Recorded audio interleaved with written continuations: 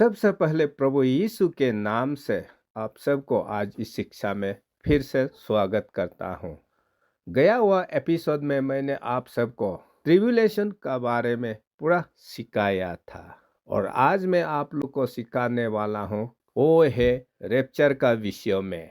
Rapture का मतलब जब प्रभु यीशु स्वर्ग से उतर करके इस पृथ्वी में जो लोग प्रभु के लिए आत्मिक जीवन में तैयारी है उन लोगों को शरीर में स्वर्ग की ओर उठाया जाना, उसे रैप्चर कहा जाता है।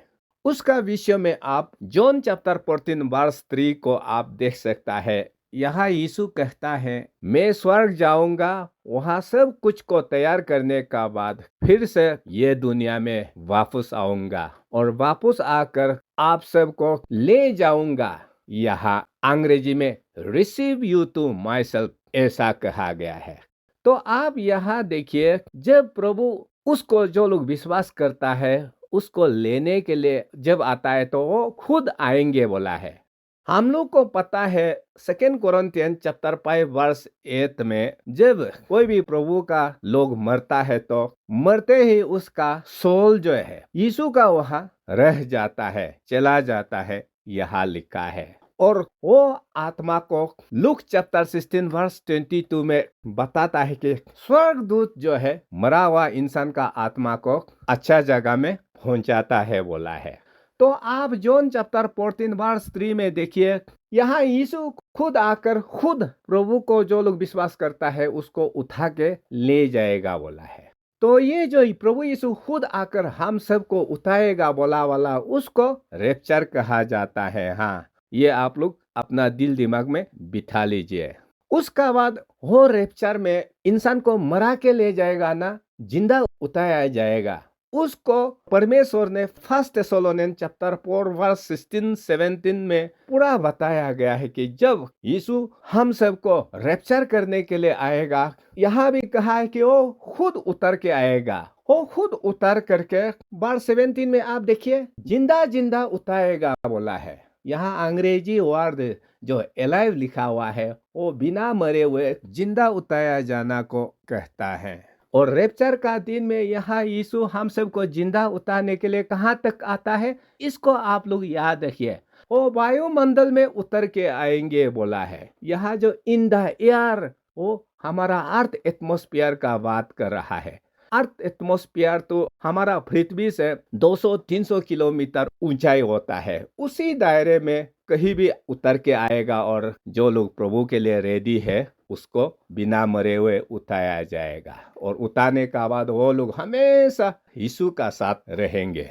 तो इसलिए यहाँ जिंदा घसीटते हुए उठाया जाएगा बोला वाला ये है रैप्चर। हाँ, उसका बाद रैप्चर का बारे में आप मैथ्यू चैप्टर 25 वर्स 10 को भी आप देखिए। जिस दिन रैप्चर होता है तो रैप्चर का दिन में यीशु आता है और यीशु को यहाँ दुल्हा कहा गया है। जब वो आता है तो जो लोग रेडी है यीशु के साथ चले गए वहाँ लिखा है। तो यहाँ जो यीशु के साथ चले गए उसे रैप्चर कहा जाता है। हाँ, और जो लोग तैयारी में नहीं है वो संसार में रह जाता है। उसका बाद आप मैथ्यू चैप्टर 24 वर्स 40 और 41 को भी आप रैप्चर का नजरिया से देखा जाएगा तो यहाँ क्या कहा है, 2 मर्द खेती करते रहेगा, एक को लिया जाएगा और दूसरा छूट जाएंगे यहाँ लिखा है। और उसका बाद 2 औरत धान पीसते रहेंगे, एक को लिया जाएगा और दूसरा छूट जाएंगे लिखा है। तो जो लोग तैयारी है उसको लिया जाएगा और जो लोग तैयारी नहीं है वो लोग इस पृथ्वी में रह जाएंगे।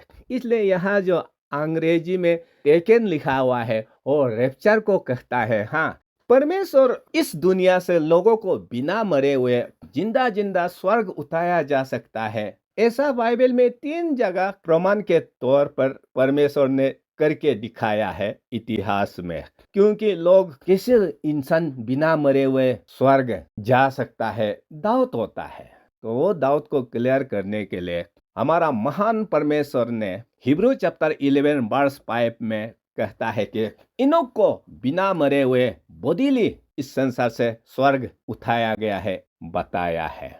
और उसका बाद आप 2 किंग्स चैप्टर 2 वर्स 11 में भी आप देखिए, इलाइजा को भी बिना मरे हुए उसका अपना दोस्त इलीसा का सामने से बोधीली जिंदा जिंदा स्वर्ग उठाया गया है। वैसे ही प्रभु को जो लोग विश्वास करके अंत दिनों में तैयारी में रहेगा, बिना मरे हुए जहां में है वहां से उठाया जाएगा। ये रैप्चर शिक्षा हमें बताता है। उसका बाद आप एक्स चैप्टर 8 वर्स 39 को भी आप देखिए, वहां परमेश्वर ने फिलिप को भी एक जगह से दूसरा जगह आकाश से होते हुए दूसरा जगह में बोधीली पहुंचाया गया। ये से बोधीली उतारा जाना उसे रैप्चर कहता है। हाँ, वो ओल्ड टेस्टामेंट में इनोक और इलीजा को भी बोधी में उतार के दिखाया बिना मरे हुए, और यहाँ न्यू टेस्टामेंट का समय में फिलिप को भी बोधीली उतारकर एक जगह से दूसरा जगह बिना फ्लाइट का पहुंचा दिया गया है।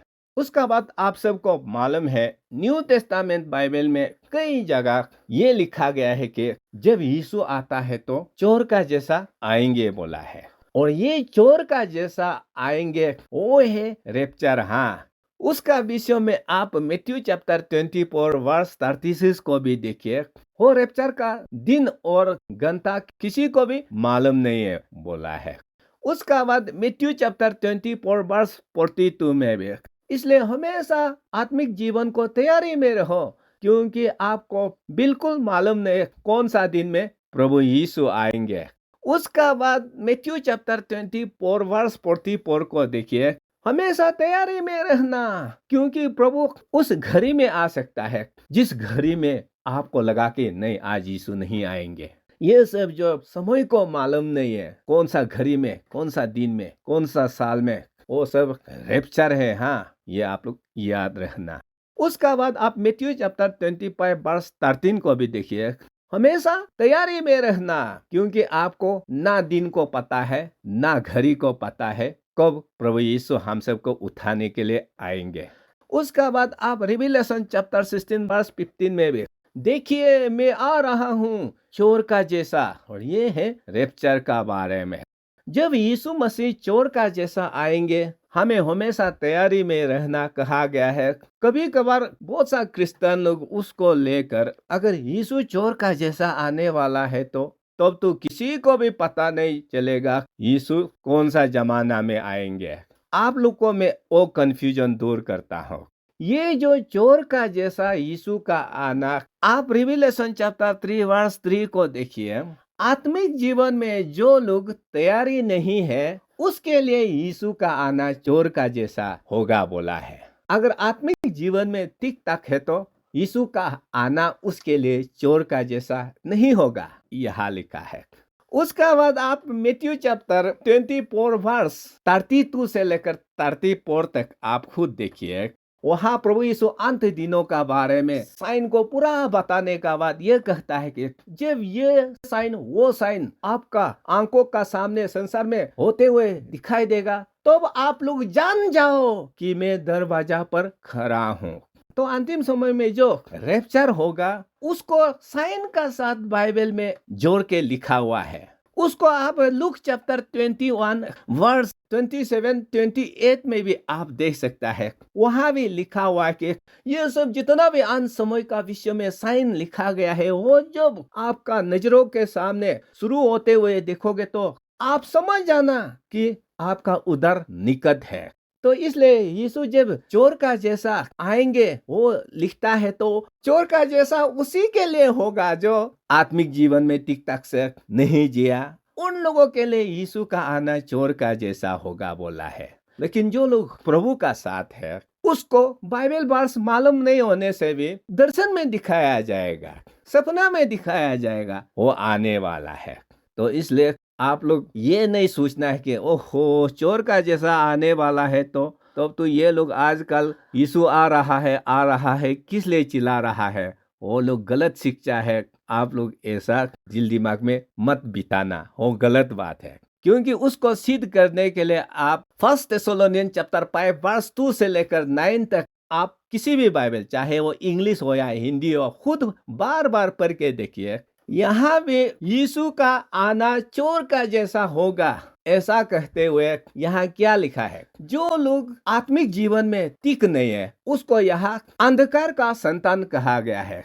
अंधकार का संतान को वो आन दिनों का बारे में पता नहीं चलेगा, और वो जब जजमेंट संसार में टूट पड़ता है तबाही के तौर पर, वो अंधकार संतान लोग नहीं बचेंगे, उस तबाही में चले जाएंगे, यहाँ लिखा है। लेकिन जो लोग प्रभु को विश्वास करता है, जिसको यहाँ उजाला का संतान कहा गया है, उजाला संतान के लिए यीशु का आना और वो जजमेंट आना, न्याय आना, वो सरप्राइज नहीं किया जाएगा। लेकिन जो लोग प्रभु का नहीं, उसे अंतिम समय का न्याय जो है, उसके लिए यीशु का आना सरप्राइज होगा, और वो लोग उस तबाही में जाएंगे। और वर्ष 9 में हम लोग को, जो लोग प्रभु का है, उसको उस तबाही से बचाया जाएगा, यहाँ लिखा है। तो यहाँ जो परमेश्वर का क्रोध से हमें बचाया जाएगा बोला वाला, वो नरक का क्रोध नहीं है। ये अंत समय का विषय में बाइबल वचन कहा है। वो अंत समय में जो महा ट्रिब्यूलेशन, तबाही, संकट आने वाला है, उस परमेश्वर का जजमेंट का क्रोध से बचाएगा,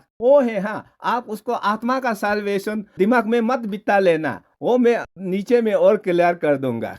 इसलिए ब्रदर्स एंड सिस्टर्स, यीशु का आना चोर का जैसा होगा, वो बाइबल क्लियरली लिखा है। हाँ, लेकिन चोर का जैसा उन्हीं लोगों के लिए होगा जो पाप में डुबोकर जी रहा है। लेकिन जो लोग उजाला का संतान है, प्रभु का बच्चा है, यीशु का आना उसके लिए चोर का जैसा नहीं होगा, वो बाइबल क्लियरली बताता है। हाँ, तो इसलिए यहाँ जो तबाही से पहले प्रभु को विश्वास करने वालों को बचाया जाएगा, जो वर्ष 9 में लिखा हुआ है, वो है रैप्चर। हाँ, ये आप लोग याद रखना।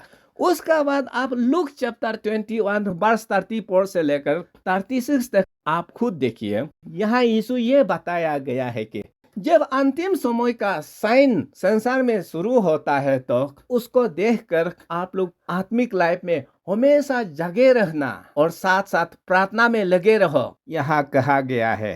किस लिए आत्मिक जीवन में जगे रहना है और प्रार्थना करते रहना है? ताकि वो महातबाही जो सारा संसार में टूट पड़ने वाला है, उसे बच सके।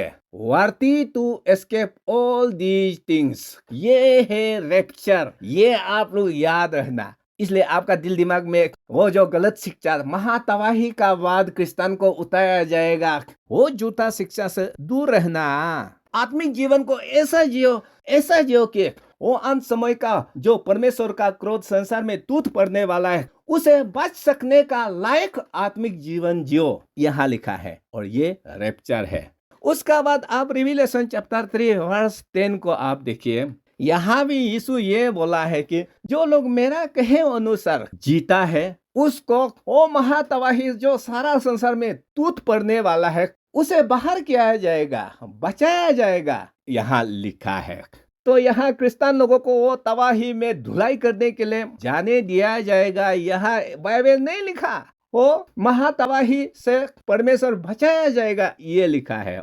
इसलिए ये जो महातबाही जो सारा संसार में टूट पड़ने वाला है, उसे प्रभु को जो लोग विश्वास करता है, पहले बचाया जाएगा बोला वाला, ये है रैप्चर। हाँ, उसका बाद आप रिवीलेशन चैप्टर 16 वर्स 15 को फिर से देखिए। मैं चोर का जैसा आ रहा हूँ, आशीषित है वो लोग जो आत्मिक जीवन में शुद्ध में जी रहा है, यहाँ लिखा है। देखो, अगर महातबाही में हम सब जाने वाला है, तो यीशु का आना हमारे लिए कैसे आशीष का कारण हो सकता है? क्योंकि वहाँ संसार में परमाणु युद्ध होगा, बायोलॉजिकल केमिकल युद्ध होगा, लाखों करोड़ों हमारा सामने मरने वाला है, खाने पीने का किल्लत हो जाएगा, इतना संसार में अकल आ जाएगा, बीमार आ जाएगा, और उसमें हम सबको गुजरने वाला है। तो हम तो ये दुआ करना चाहूंगा कि यीशु प्लीज हमारा जमाना में, मेरा लाइफ टाइम में जिंदा होते समय मत आना, मेरा मरने का बाद ही आप आना, क्योंकि वो महातबाही को हम नहीं झेल पाएंगे, ऐसा निकलेगा ना।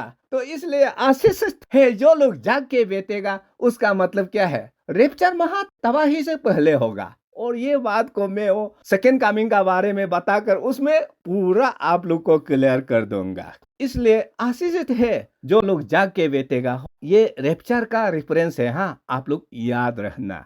उसका बाद आप हिब्रू चैप्टर 9 वर्स 28 को देखिए। परमेश्वर प्रभु यीशु हमारे लिए कलवरी क्रॉस पर अपना जान दिया है, हमारा पापों के लिए। हो प्रभु फिर से दोबारा इस दुनिया में प्रकट होगा। किस लिए प्रकट होगा? उन लोगों को बचाने के लिए जो लोग उसका लौटने को लेकर बेसब्री से इंतजार कर रहा है। उन लोगों को बचाने के लिए आएंगे। To save those who are eagerly waiting for him, यहाँ ऐसा लिखा है। तो यहाँ वचन ये कहा है कि जो लोग यीशु का हो चुका है, जिसको बचाया गया है, वो बचाया वाला लोग को बचाने के लिए इस संसार में दोबारा यीशु प्रकट करेंगे, वहाँ लिखा है।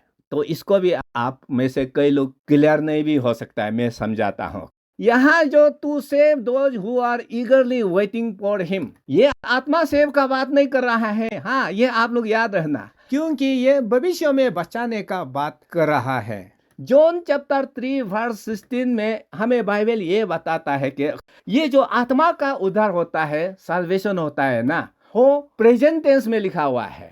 कहने का मतलब है कि जैसे प्रभु को विश्वास करता है, आत्मा को उसी समय सेव किया जाता है, उद्धार दिया जाता है।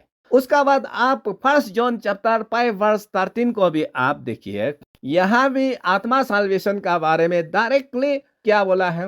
आप लोग जानकर रहना कि जो लोग यीशु को विश्वास किया है, उन लोगों को अनंत जीवन मिल चुका है, मतलब सल्वेशन मिल चुका है, उन लोगों को सेव कर चुका है।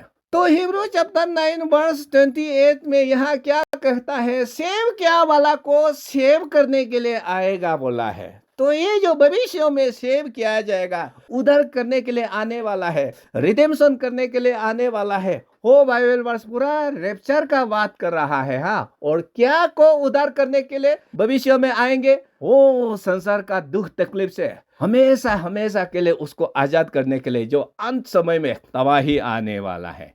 तो उसका बाद आप टाइटस चैप्टर 2 वर्स 13 को देखिए, यहाँ यीशु का आना हमारे लिए आशीष का आशा है बोला है। और यहाँ भी आप लोग दिमाग में सोच लीजिए, अगर यीशु का आना हमारे लिए आशीष का आशा है, तो कैसे हम लोग महातबाही में जाएंगे?